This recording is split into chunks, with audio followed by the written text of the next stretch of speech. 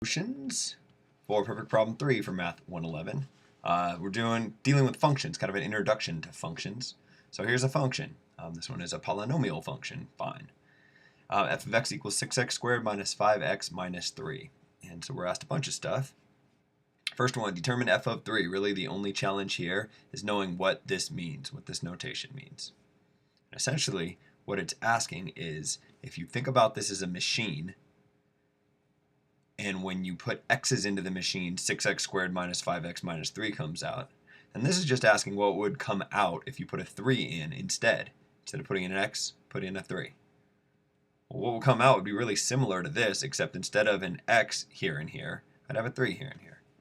So I would get 6 times 3 squared minus 5 times 3 minus 3. And if I figure that out, 3 times 3 is 9, 3 squared is 9. Times 6 is 54, minus 15, minus 3. Let's see here, 54 minus 15 is 39, minus 3 is 36. So f of 3 is 36. Okay. Number 2. Find all values of x such that f of x equals 3. I asked this question because it looks a lot like this question, but it's very different. What this is saying is, what would you have to put into the machine to make a 3 come out of it? As opposed to this, which is saying what would come out if you put a 3 in. So what we do here is we say, well, if you just put an x in, what comes out is 6x squared minus 5x minus 3. And so I want to know what I could change x into to make what comes out here equal to just 3. F of x equals 3. And so we have an equation to solve. It's actually a quadratic equation. And so we just went over this in the previous section, solving quadratic equations. You got 3 options in terms of how you solve this. Namely, use the quadratic equation, try to factor, or complete the square. For this one, I am going to factor. Generally, in this class, try to factor unless I tell you it doesn't factor. It's probably your best bet. Okay, so how do you factor this thing? Well, you got a couple options. There's sort of a guess and check method where you jump straight to the answer. But to avoid doing that, I'm going to go through this 3-step process that I taught you guys. And the first step is to try to find 2 numbers that add to negative 5 and multiply to negative 36. Negative 36 being the product of A and C. So 2 numbers that multiply to negative 36 and add to negative 5. Well, if you list all the things that multiply to 36,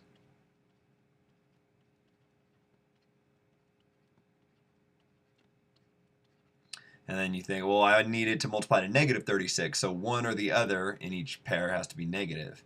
And then I need it to add to negative 5. So that eliminates all of them except for these 2. I think if I make the 9 negative and the 4 positive, I'll be able to add to negative 5 and multiply to negative 36. That's not your factored form, but what you do is you take those 2 numbers, negative 9 and positive 4, and you replace the negative 5x with them. So instead of writing negative 5x, I'm going to write negative 9x plus 4x. And again, I got these numbers by finding 2 numbers that add to negative 5, multiply to negative 36. You might be confused at this point. You're like, that doesn't look factored. I don't see how that's any closer. Yeah, I'm with you, but now that I have 4 terms, I can factor by grouping.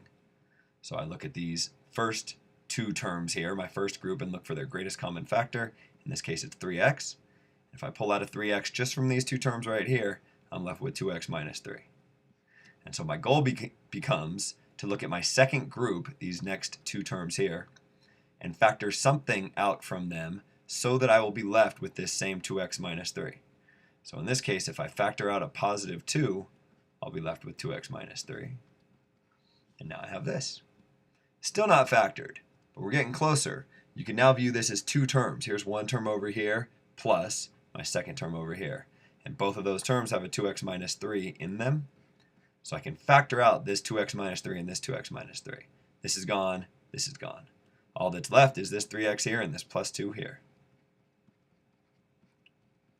So this factors as this. If you can jump straight from here to here, that's fine. I just wanted to illustrate another way you could do it. You now have something times something equals 0. And that's key because the only way you can multiply together 2 things and get 0 is if one or the other is 0. If this thing is 0 or this thing is 0. So I can change this one quadratic equation into two different linear equations, which I can solve. 2x minus 3 equals 0.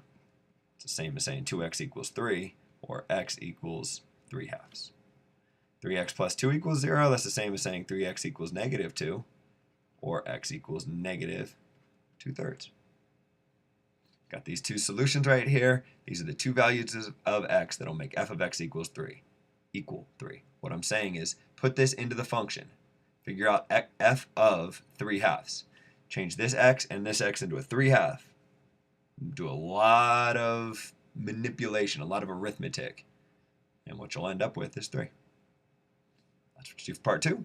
Part 3, difference quotient. At this point, this is just a bunch of symbols right here. Later on, this will be really important. But for now, we're just supposed to find and simplify this thing without worrying about what it means. Fine. F of 3 plus h. Well, I know f of x is this guy. So f of 3 plus h is going to look a lot like this guy, except everywhere I see the letter x, I'm going to instead write 3 plus h.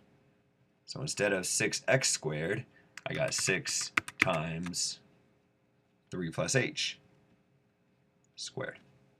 And instead of minus 5x, I want to do minus 5, 3 plus h. And instead of and then minus 3. This isn't the numerator, this is just f of 3 plus h. So from that, I have to subtract f of 3.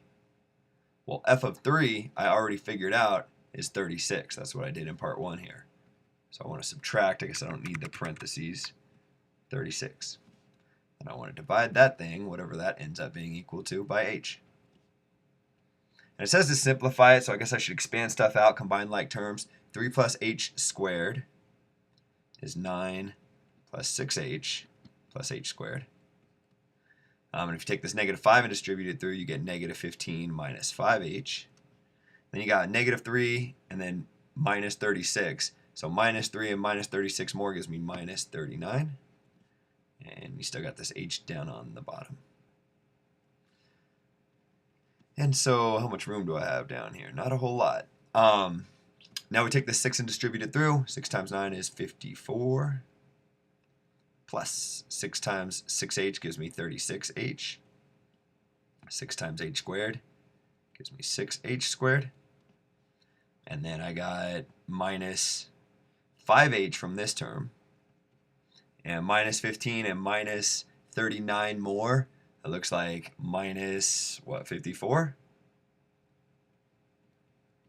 And that's all divided by h.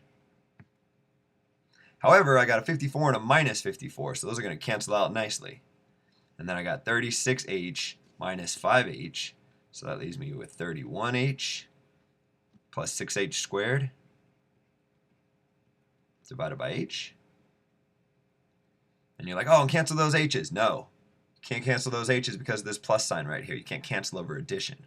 What you could do is factor out an h from each of these two terms, factor that out in front and cancel that with the h in the denominator. If you did that, what you'd be left with would be 31 plus 6h, which is as far as we can simplify this thing. Okay, there's number 3. Number 4 says use a graphing device to sketch a graph of f. Bam, done.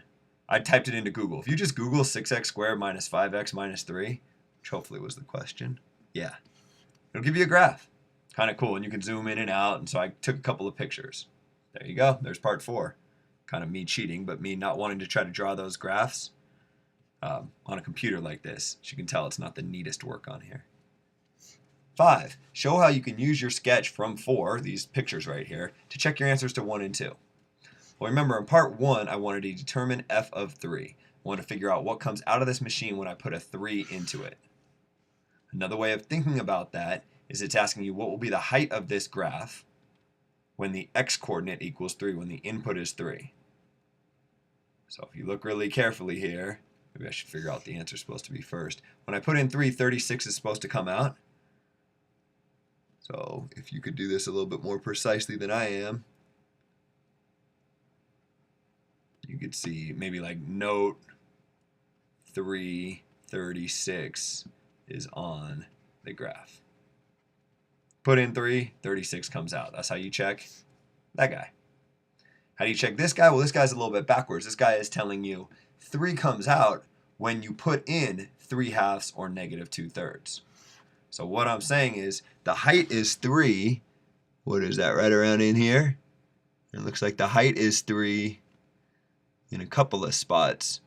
Somewhere over here, and then again somewhere over here. And what you'll note is that this x-coordinate, the x-coordinate that has a height of 3, looks like it's, I don't know, 1.5 or so. Oh, wait a minute, that's exactly 3/2. So note that you have 3/2. That's not 3/2. Try again. You got 3/2. 3 is on the graph, and negative 2/3. 3. I don't know. This guy and this guy are on the graph. There you go. That's checking your answer. Hopefully you wrote it out a little bit better than I did. I just figure I can talk on a video rather than write. But essentially it comes down to the fact that these 2 points are on the graph. And when you put in negative 2/3, the height's 3. What comes out of the machine is 3. When you put in 3/2, the height is 3. What comes out of the machine is 3. There you go. I guess that's the end of this perfect problem. So I'll stop the video there.